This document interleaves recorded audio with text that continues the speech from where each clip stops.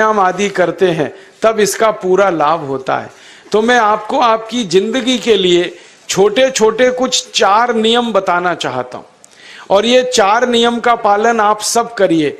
मैं आपको विनम्रता पूर्वक लेकिन विश्वास से कहता हूं कि ये 4 नियम का जो भी पालन करेगा जिंदगी में बीमारी और रोग उसको कभी आएंगे नहीं। परम पूजनीय स्वामी रामदेव जी खुद 40-45 साल से इन 4 नियमों का पालन करते हैं। आप भी अगर ये पालन करेंगे तो बहुत अच्छा होगा। मैं भी करता हूं मेरे जीवन में। मैं पिछले 15 वर्षों से योग प्राणायाम करता हूं, उसके साथ कुछ नियम मैंने बनाए हैं, वो नियम का पालन करता हूं और वही नियम आपको बताना चाहता हूं। स्वामी जी पालन करते हैं, मैं करता हूं, हमारे लाखों योग शिक्षक करते हैं, और इन नियमों का पालन करने से हमको इतना लाभ हुआ है कि कभी बीमारी आती नहीं। 15 साल से मैंने हर बार मेरा बीपी चेक किया, नॉर्मल है, शुगर नॉर्मल है, ट्राइग्लिसराइड्स नॉर्मल है, कोलेस्ट्रॉल नॉर्मल है। पिछले 15 साल में कभी सर्दी जुकाम भी नहीं हुआ, गला भी नहीं बैठा, कभी हॉस्पिटल नहीं देखा, कभी डॉक्टर के पास नहीं गए, क्योंकि जरूरत नहीं पड़ी। और वो जरूरत नहीं पड़ी क्योंकि हम निरोगी हैं, स्वस्थ हैं। ये निरोगी और स्वस्थ होने के लिए आयुर्वेद की एक छोटी सी जानकारी आपसे मैं शेयर करना चाहता हूं।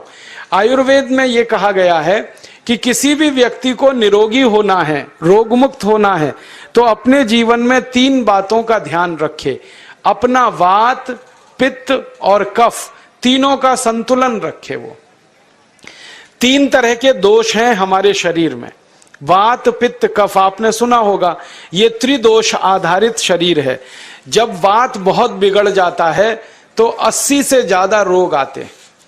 जब पित्त बहुत बिगड़ जाता है तो लगभग 46 से 50 रोग आते हैं, और जब कफ बिगड़ जाता है तो 28 रोग आते हैं, और वात, पित्त, कफ तीनों बिगड़ जाएं तो 148 रोग आते हैं।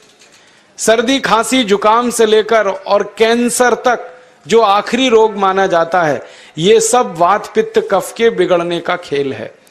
तो इस देश के आयुर्वेद चिकित्सा के सबसे महान लोगों में से कुछ नाम आप जानते हैं, जैसे चरक ऋषि, जैसे सुश्रुत ऋषि।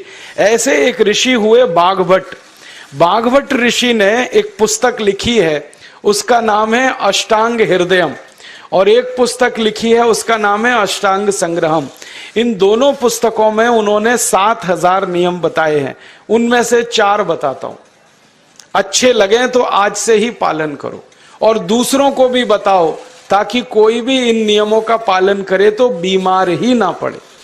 ये चारों नियम हैं वात, पित्त और कफ को संतुलित रखने के लिए। अब वात, पित्त, कफ तीनों एक साथ आपके संतुलित रहें तो उसके लिए पहला नियम है खाना खाने के तुरंत बाद पानी नहीं पीना। ये पहला नियम है। आप बोलेंगे ये तो बड़ी मुश्किल बात है, खाना खाते ही पानी पीते हैं हम तो सबके सब, और बिना पानी पिए खाना ही नहीं खाते। कई लोग तो खाने से ज्यादा पानी पीते हैं, खाना कम खाते हैं, पानी ज्यादा पीते हैं।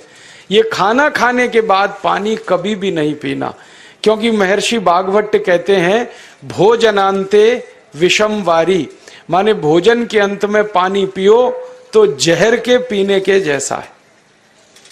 इसलिए वो कहते हैं कभी भी खाने के तुरंत बाद पानी मत पियो। अब आप मुझे पूछोगे क्यों नहीं पिए, कारण बता दो। कारण मैं बताना चाहता हूं सरल भाषा में। हम जब खाना खाते हैं ना तो पेट में सारा खाना इकट्ठा होता है।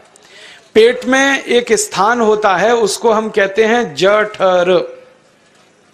संस्कृत में, हिंदी में जठर कहते हैं, अंग्रेजी में उसको एपिगैस्ट्रियम कहते हैं, हिंदी में कुछ लोग उसको आमाशय भी कहते हैं। ये जठर छोटा सा स्थान है।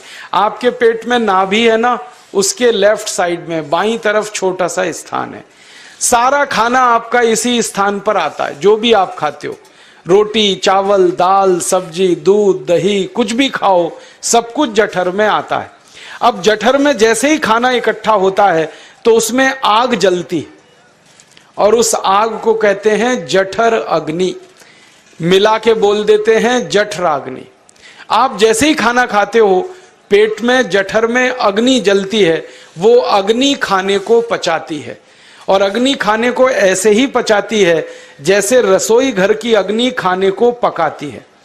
आपके रसोई घर में आप अग्नि जलाओ, उसके ऊपर दूध रख दो, दूध में थोड़ा चावल डाल दो, अग्नि जब तक जलती रहेगी खीर तब तक बनती रहेगी। आप घर में अग्नि जलाओ, उसके ऊपर पानी रख दो, उसमें दाल डाल दो, दाल की पकने की क्रिया तब तक चलेगी जब तक अग्नि जलेगी। ऐसे ही पेट में होता है, जैसे ही आपने खाना खाया पेट में अग्नि जलती है, और जब तक अग्नि जलती है तो खाने के पचने की क्रिया चलती है।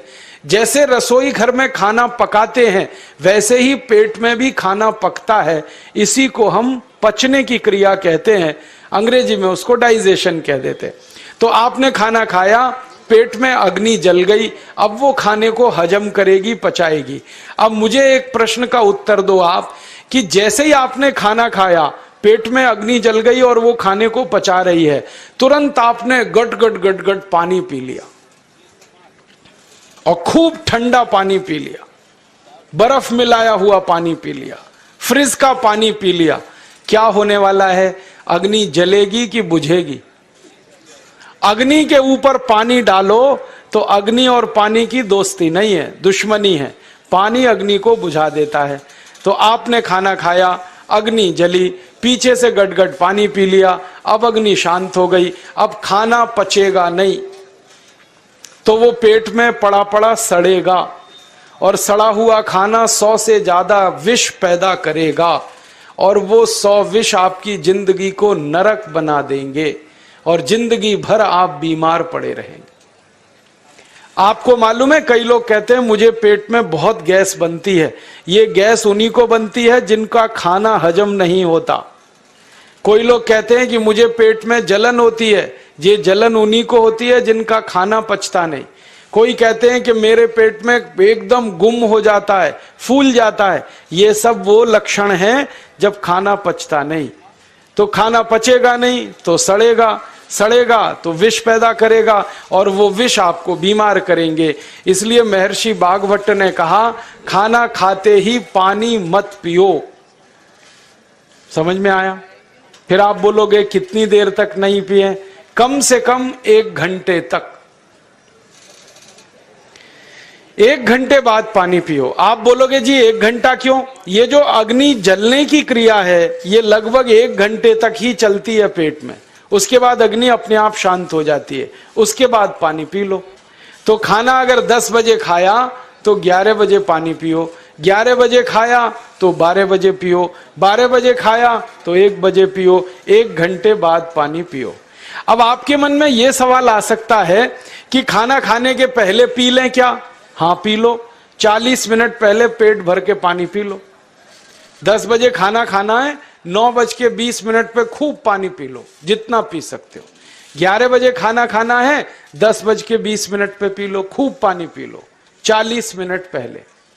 आप और एक सवाल पूछ सकते हो कि अच्छा ठीक है, खाने के बाद पानी तो नहीं पिएंगे, कुछ और पी सकते हैं क्या पानी को छोड़कर?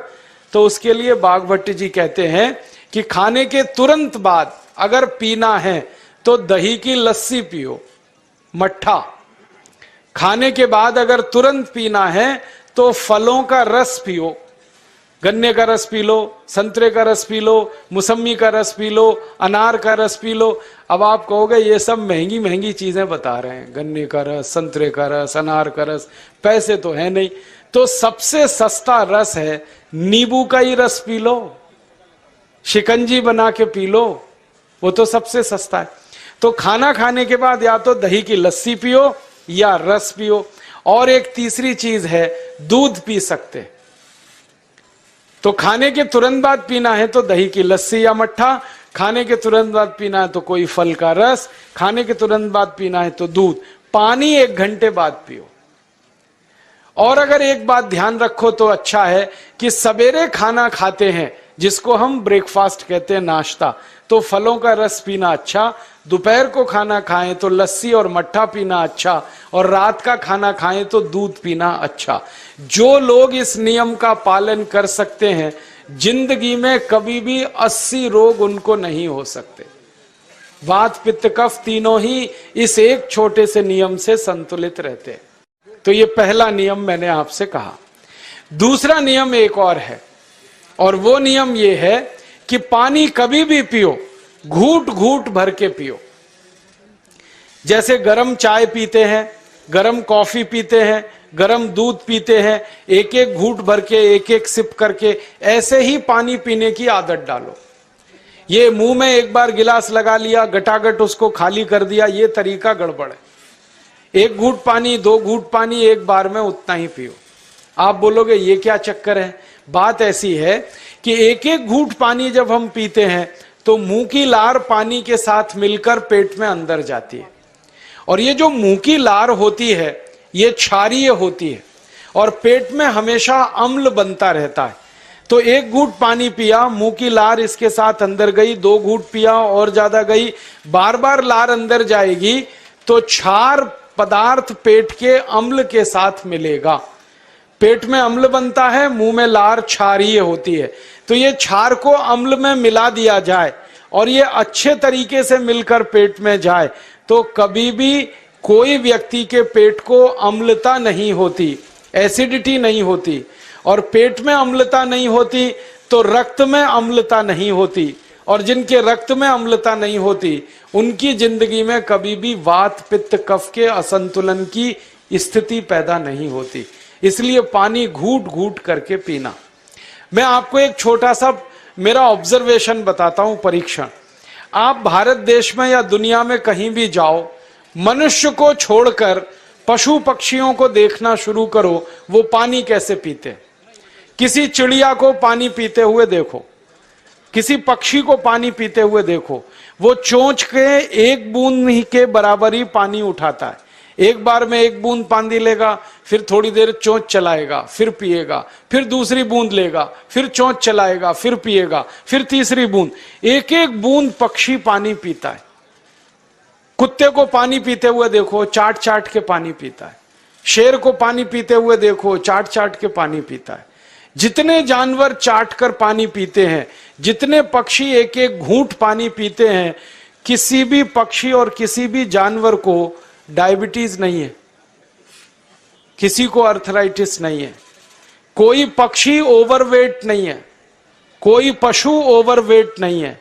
वो सब स्लिम और ट्रिम हैं, क्योंकि वो इतने होशियार हैं कि पानी चाट के पीते हैं या घूट घूट करके पीते। अब मुझे ये हैरानी होती है कि ये पशु पक्षियों को कौन सिखाता है? वो अपने जन्म से ये ज्ञान सीख के आते।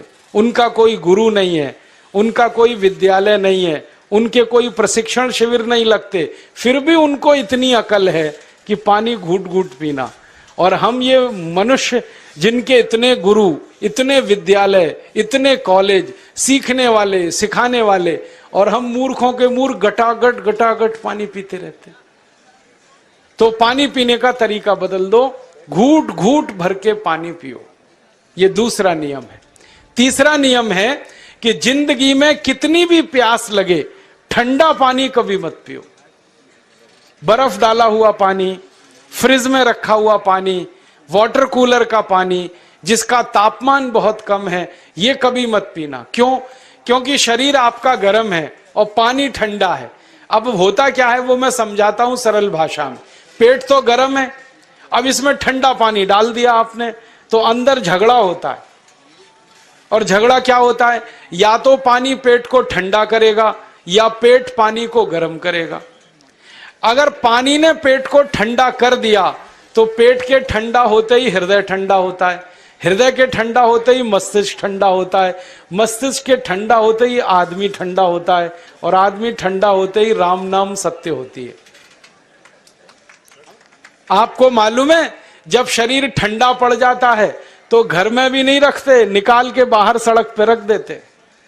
जो घर आपने बनाया अपनी मेहनत से, शरीर के ठंडा पड़ते ही निकाल बाहर करते हैं उस घर में से, और फिर चिल्लाने लगते हैं, लेके जाओ, जल्दी लेके जाओ, इसको जला के आओ। माने ठंडे शरीर की इज्जत नहीं है।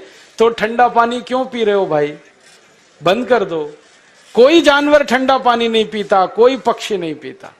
तो आप ये ठंडा पानी पीना बंद करो, सादा पानी पीना शुरू करो। और गर्मी के दिनों में बहुत अगर आपको तकलीफ है तो मिट्टी के घड़े का पानी पी लेना, फ्रिज का और बर्फ का नहीं पीना। ये तीसरा नियम है। और चौथा और आखिरी नियम है कि आप सवेरे ही सवेरे जब सोकर उठते हो तो सबसे पहले पानी पियो। जैसे ही आपकी आंख खुल गई तो पहले 2-3 गिलास पानी पी लो, उसके बाद आप टॉयलेट में जाओ। उठते ही पानी पियोगे तो 2 फायदे हैं।